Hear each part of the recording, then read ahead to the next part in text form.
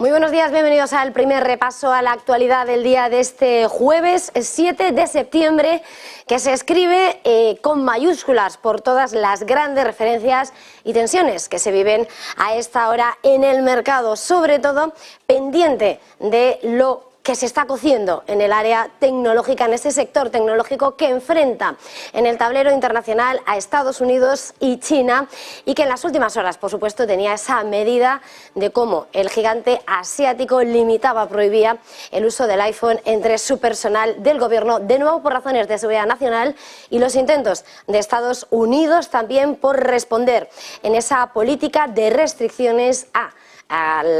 esa tecnología que les enfrenta y que parece que va a escribir la clave de todo lo que va a ser el enfrentamiento geopolítico entre los dos gigantes, entre la primera y la segunda economía del mundo. En ese contexto clave, la noticia de última hora que acabamos de conocer, porque China planea ampliar la prohibición del uso de iPhones en departamentos sensibles a las agencias respaldadas por el gobierno, esas agencias estatales y las empresas también dependientes del gobierno de Pekín. Una señal que eleva la presión y los crecientes desafíos para ese sector clave en ese enfrentamiento, y sobre todo, en este caso con nombre propio, para Apple, en lo que supone su mayor mercado extranjero y base de la producción global. Varias agencias, según publica Bloomberg y cita a esta hora al Wall Street Journal, varias agencias habrían comenzado a ordenar al personal que no lleven sus iPhones al trabajo. Además, Pekín tiene intención, como decíamos, de extender esa restricción mucho más amplia a las organizaciones controladas por el gobierno y, en caso de continuar adelante, sin lugar a dudas, la tensión se va a elevar. Si Pekín sigue adelante con este propósito, el bloqueo sin precedentes llegaría a la culminación de un esfuerzo que se lleva desarrollando durante años para limitar, erradicar el uso de esa tecnología extranjera en ambientes sensibles, según califica el gobierno de Xi Jinping, para reducir su dependencia del software, de los circuitos estadounidenses, pero sobre todo, y mirando a los protagonistas, amenaza con erosionar la posición de Apple en un mercado que genera alrededor de una quinta parte de sus ingresos y desde donde fabrica la mayoría de los iPhones del mundo, a través de fábricas en expansión que emplean a millones de chinos.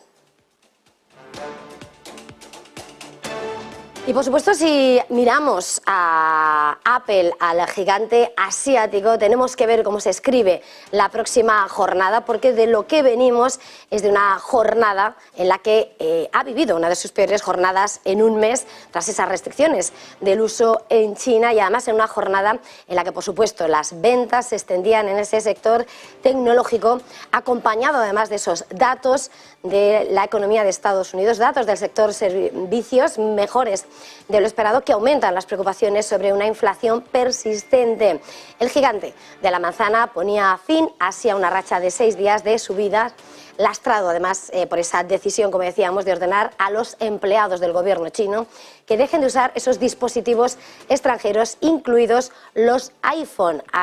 En la jornada de este miércoles, los títulos, las acciones de Apple perdían un 3,5%. Y por supuesto, todo tiene un efecto, los mercados lo cotizan todo, y son las acciones asiáticas, las acciones tecnológicas, las que están cotizando estos renovados temores entre Pekín y Washington, esta escalada en la tensión de esa batalla tecnológica que enfrenta la primera y segunda economía del mundo. Lo estamos viendo además en las acciones de los proveedores asiáticos de Apple, que incluyen a Samsung Electronics, o también tenemos a Hon Hai o Japan Display. En cuanto a los protagonistas, tenemos por lo tanto además esa caída, el Hansen Tecnológico, ese índice de referencia también con caídas superiores al 1,5%, y en un momento en el que además, por supuesto, en esa batalla tecnológica llegan las sugerencias, las voces que empiezan a elevar el tono en Estados Unidos entre sus legisladores republicanos, que dicen que Estados Unidos debería poner fin a todas las exportaciones de tecnología a Huawei de China y a Semiconductor Manufacturing International, SMIC, que es el verdadero protagonista también a esta hora, con ese desplome que estamos viendo en sus títulos, que está a esta hora desplomándose más del 5%, escribiendo la crónica de esta mañana. Y aunque parece un monográfico, tenemos que seguir poniendo la mirada en esta parte del mundo y en concreto en la economía china, porque eso sí estaba escrito en la agenda de este 7 de septiembre, datos de comercio, de balanza comercial, de exportaciones y de importaciones. ¿Y qué es lo que dice? Pues hay cierto alivio, pero se constata cómo continúan la caída de la demanda mundial de productos chinos. Con todo, las exportaciones e importaciones arrojan una lectura mejor de lo esperado, caen en esa lectura mensual y hemos visto ni más ni menos que las exportaciones han caído un 8,8% en agosto. Es un goteo que se extiende desde abril de forma ininterrumpida y mientras continúa la caída del comercio, la demanda mundial de productos chinos. Y con todo, como decíamos, ni siquiera, pese a la dimensión de la cifra, es importante si se compara de lo que viene, porque el desplome del mes anterior alcanzaba el 14,5%. La mejora de las exportaciones se ha visto impulsada por cierta mejora en la fabricación local, según el análisis de esa oficina de datos, que a su vez ha permitido que se cumplan y se responda a los pedidos extranjeros. Aunque los datos recientes de esos PMIs, esos índices de gerentes de compra, están mostrando que la demanda extranjera de productos chinos se está debilitando, lo que se espera que mantenga las exportaciones en gran medida deprimidas. Con todo, unas importaciones también menor de lo esperado, pero aún así rozando el 8%, arroja una lectura, un superávit comercial que se reduce más de lo esperado hasta los 68.360 millones de dólares en agosto, desde los 80.600 millones en el mes anterior. La lectura también ha incumplido en gran medida la expectativa de ese superávit de 78.000 millones y lo sitúa en su nivel más débil en 2 meses. Y seguimos avanzando con lo que todavía resuena ese análisis que se desprendía y que conocíamos a última hora de este miércoles de ese libro beige de la FED sobre el estado de salud de la economía estadounidense. Según su análisis, la mayor economía del mundo ha experimentado un crecimiento modesto en julio y agosto, mientras que el crecimiento de los precios se ha desacelerado y la contratación fue moderada. Nos lo cuenta José de la Morena.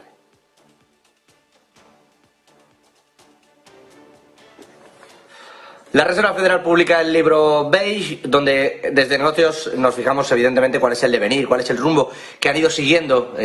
los distintos miembros de la Reserva Federal y los informes que le llegan desde los distritos para evaluar cuál es el impacto que va a tener esto en las próximas decisiones de política monetaria de la propia Reserva Federal y el que han tenido ya, es decir, el que les llevó a mantener tipos en julio, entre otras muchas cosas, pero es verdad que han tenido reunión, por ejemplo, Jackson Hole, sin subida de tipos. ¿Qué va a pasar en septiembre? Bueno, pues si simplemente nos fijamos en ese libro beige, los tipos se van a mantener sin cambios como mínimo. No parece que vaya a haber una subida, sobre todo porque hablan en casi todos los distritos dicen que las empresas están esperando que el crecimiento salarial se desacelere ampliamente a corto plazo. Hablan de una caída en los salarios, de unos meses mucho más difíciles, tanto en términos salariales como en términos de crecimiento y también en términos de empleo. Es decir, dicen que esta segunda mitad del año va a ser mucho más complicada. De hecho, los contactos de esos distritos dicen que el crecimiento económico ha sido modesto, moderado, son términos que utiliza mucho la propia Reserva Federal, modesto entre julio y agosto, que esperan que continúe así. La mayoría además dicen que el crecimiento de los precios se ha desacelerado, sobre todo en manufactura y bienes de consumo. Ahí es donde están viendo una mayor caída de esa inflación y creen que está teniendo efecto también esa subida en los tipos. Es verdad que hay una pega y es el hecho de que hay quien sigue pidiendo préstamos. Dicen que hay una que es mixta la querencia por los préstamos, que en algunos distritos todavía hay quien pide más que el crecimiento. Los préstamos tienen un crecimiento y no un saldo negativo, y esto preocupa a la Reserva Federal, en tanto que a pesar de una subida de tipos de interés muy agresiva, hay quien sigue considerando que hay confianza, que va a haber crecimiento, que no va a tener un problema con el empleo ni con los salarios y que va a poder pagar sin ningún problema todos estos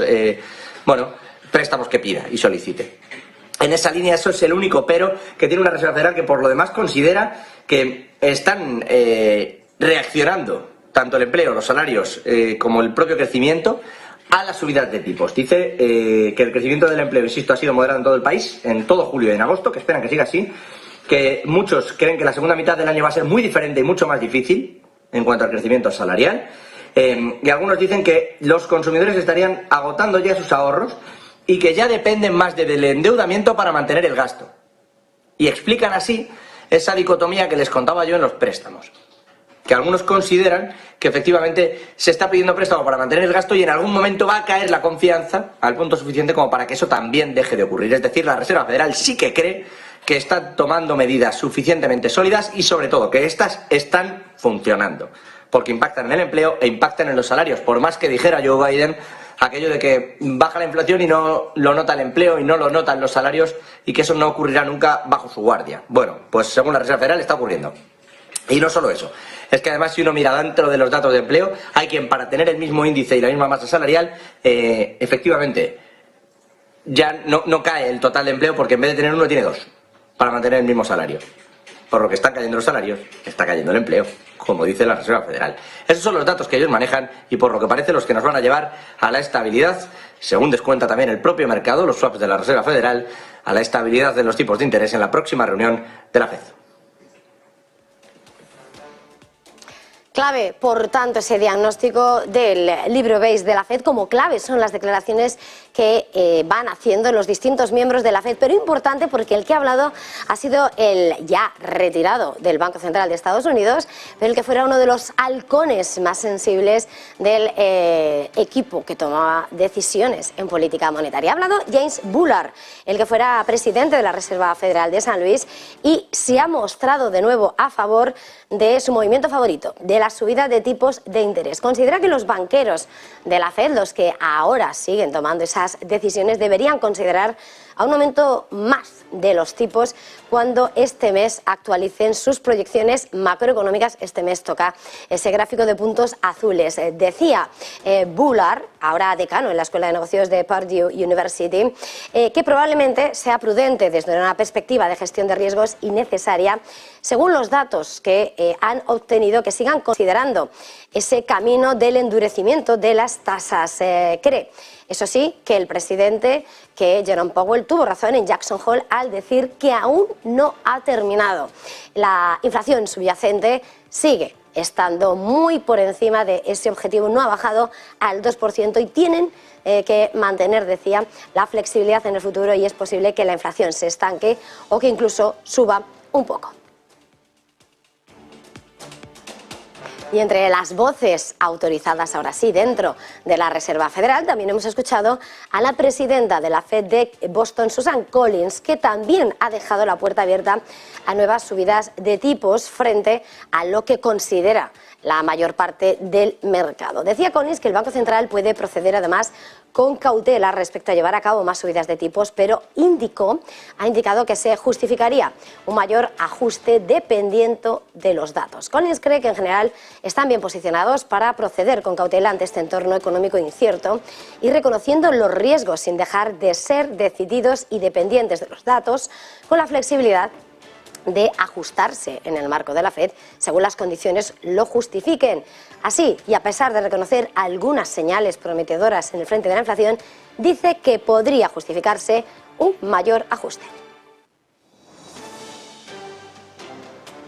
Y por supuesto, en lo que son los grandes titulares de esta mañana, importante seguir con la mirada puesta en Telefónica, tras haber visto esta jornada del miércoles en la que despegaban sus títulos más de un 3% para acabar prácticamente planos, tras conocerse y hacerse pública la entrada de Arabia Saudí en su capital a través de ese grupo de telecomunicaciones Saudi Telecom. Ahora, el presidente de la multinacional de la Teleco, José María Álvarez Pallete, y el ministro Vilá viajan a Arabia Saudí para reunirse con STC por esa compra del 9,9%. El Ejecutivo viaja al Gobierno tras conocerse y tras haber comunicado la CNMV cómo habían recogido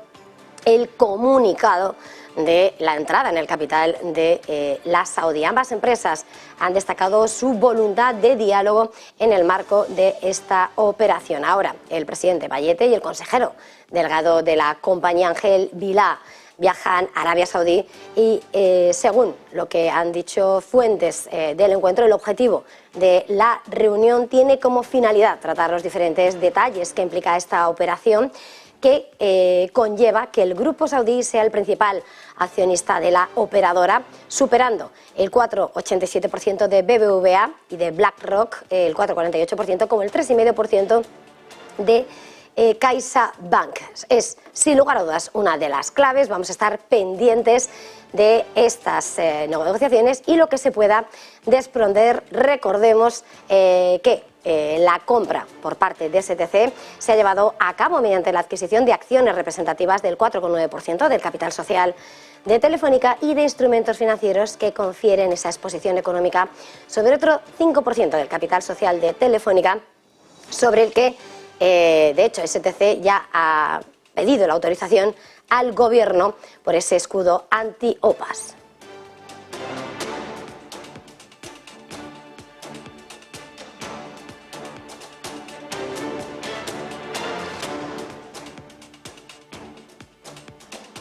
Y hasta aquí hacemos una pequeña pausa para publicidad y enseguida volvemos.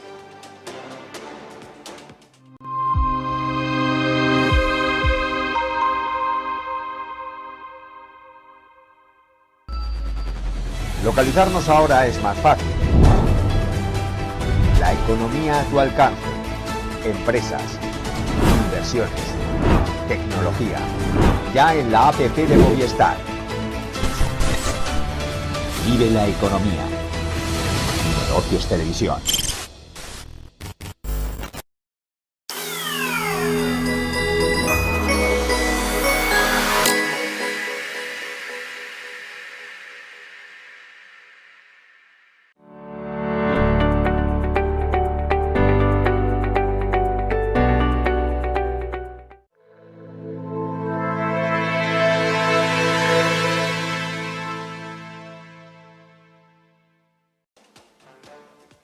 Siete y 17 minutos de la mañana. Seguimos avanzando en este primer repaso a la actualidad del día aquí en Negocios Televisión, en una sesión sin lugar a dudas marcada por el comportamiento de los mercados asiáticos y con un claro protagonista que es China. Lo estamos contando y lo venimos señalando, ese desplome de las acciones asiáticas, sobre todo de esos proveedores de Apple, del gigante de la manzana, en medio de esa batalla tecnológica que se acentúa y en medio de esas informaciones de que Pekín, de que el gobierno de Xi Jinping trata de ampliar la prohibición del uso de esos iPhones de Apple en los miembros de sus agencias dependientes del Estado y de las empresas estatales, una medida que supondría un paso más allá después de haber prohibido el uso a los miembros de su gobierno, que no deja llevar esos dispositivos móviles al puesto de trabajo y en su intento por eliminar esa dependencia del uso de aparatos extranjeros. Con todo esto, por supuesto, seguimos pendientes de esa cotización. Tenemos a ese Hansen Tecnológico cayendo más del 1,5% en un momento en el que además vemos como en el mercado se están preparando los mercados europeos para una sesión que llega tras las caídas de Wall Street, sobre todo con la caída de la tecnología, y que hasta ahora sigue anticipando caídas en Wall Street. Los futuros del Nasdaq que advierten caída del 0,29% y que en el caso europeo las caídas son del 0,34%. En el crudo se extiende la corrección que arrancaba ayer el West Texas de referencia en Estados Unidos en $87,18 y el Brent, que volvía a recuperar parte de su posición, aunque ahora cae, vuelve a estar por encima de los $90 el barril. Con todo esto, por tanto, momento de abrir, como suele ser habitual los jueves, en estos madrugones, con Pablo García, director de Divacons Alpha Value. Pablo, muy buenas.